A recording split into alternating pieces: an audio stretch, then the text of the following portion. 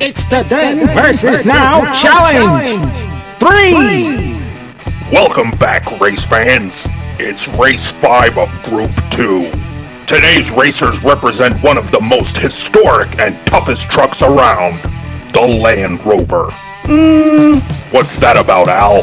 Well, they might be one of the toughest trucks, but while our track isn't one of the longest and the prettiest, it is one of the toughest tracks in all of diecast racing. So these guys are gonna have their hands full. Well then, let's stop wasting time and meet them.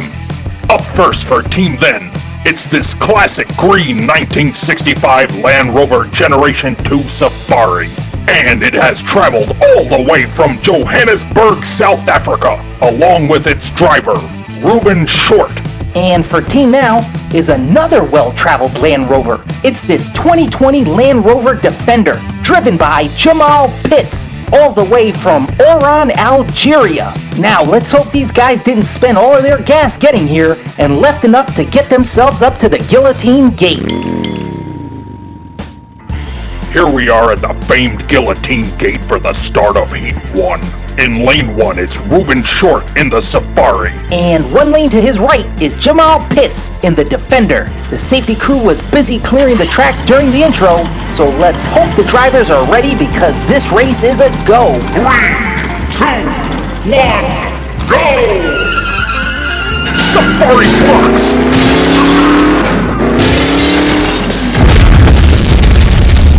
Oh my goodness! What is going on? It's a double DNF! This one is all over! What the heck just happened, Barry? I know I said the scrapyard is tough, but I didn't expect anyone to explode. Okay, Al, take it easy. Let's break it all down. Ruben Short wastes no time using the extra weight of that Gen 2 Safari to keep Jamal Pitts against the wall coming down Nevada. But then things start to get nuts. Jamal Pitts desperately tries to execute a pit maneuver, but that Safari is built like a tank, and they actually both go spinning wildly out of the bottleneck. And Ruben actually goes cartwheeling into Carmine Corner. And look at this, Barry. It looks like Ruben purposely ejects his roof cargo to get in Jamal's way and cause him to come to a crashing stop. And look at that smoke. What's in that cargo sack? Is he transporting explosives? Now, calm down, Al. I'm sure no one would purposely carry explosives to the scrapyard track. What are you talking about, Barry? Ruben just exploded as he crashed into the safety station. It looked like an electrical fire to me, Al. Maybe a short in his dashboard. I mean, that truck is an old classic. It blew up! Well, what's for sure not blowing up is our scorecard. With that double DNF, no one gets a win in Heat 1. See that, Al? We're all back at the gate for Heat 2, unexploded. And after that double DNF, we just want to remind fans watching for the first time that the racer with the most wins after 3 heats will advance. No one is going to advance if Ruben Short keeps throwing explosives on the track. The only person Ruben exploded so far was himself. Ha! You admit it! Oh, look at that, Al. The countdown is starting. 3, 2, 1, go! Safari blocks again! They're loose again! Ruben in reverse! Jamal out in the corner again! Ruben still in reverse! He's against the wall! Across the line hard and into the tires! Well, would you look at that? No explosions. Once again, Ruben Short pushes Jamal against the wall coming down Nevada, and the Defender loses control right at the exit.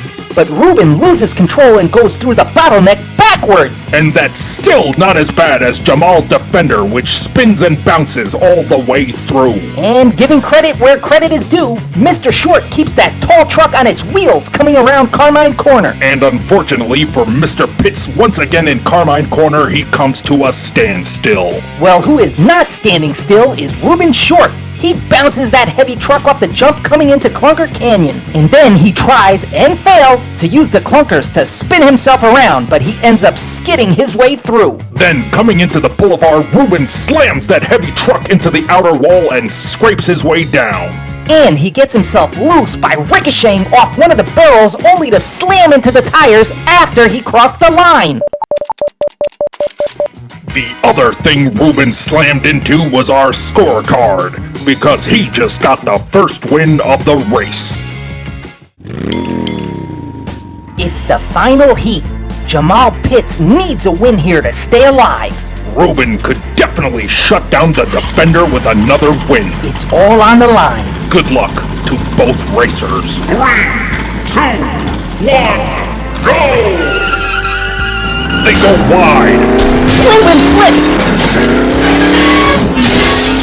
Ruben is out. All right, no explosions. Defender makes the jump. Defender ping-pongs into the walls. Oh no, he's on fire. But no explosions. Oh, never mind. Wow. What just happened today, Barry? You know the answer, Al. This is the Scrapyard, and anything can happen. The Defender collides into the Safari, causing it to corkscrew its way through the bottleneck. Jamal drifts the Defender high around Carmine Corner, while Ruben, living up to his last name, came up short. And that ends his run in Carmine Corner. And while Ruben Short didn't need a win, Jamal Pitts did, and he was fighting hard for it. He took the jump in Clunker Canyon beautifully, and it looked like he was lining up for the win. But he loses it immediately going into the boulevard, slamming into the wall, and flips and spins to a standstill halfway down the straight. And then he catches on fire. And explodes! I'm sure it was just a blown fuse. What? Everyone knows the electronics in Land Rovers are known to be spotty. And speaking about spotty, let's see how that last spot is filled on our scorecard. With another double DNF, that's 3 losses in a row. And Jamal lives up to his last name and proves his driving is the pits. And just like his Defender, his time in our tournament goes up in smoke. Furthermore, scoring the only win in tonight's race in Heat 2, Ruben Short is tonight's winner. And he will move on and has secured his spot as the 3rd racer in quarterfinal race 1. However, before that, we're going back to Group 1. But no spoilers, those cars are a secret, and you won't find out who they are until race day. Unless you subscribe to our channel, where we always reveal it to the subscribers a few days before the race in our community posts. But in the meanwhile, be sure to check out our playlists to catch up on all our other tournaments and events. And if that's still not enough Scrapyard Diecast Racing action for you, go check out our Shorts channel and subscribe. Thank you so much for watching, and please join us next time for the next exciting race in... It's the Then versus Now Challenge. 3,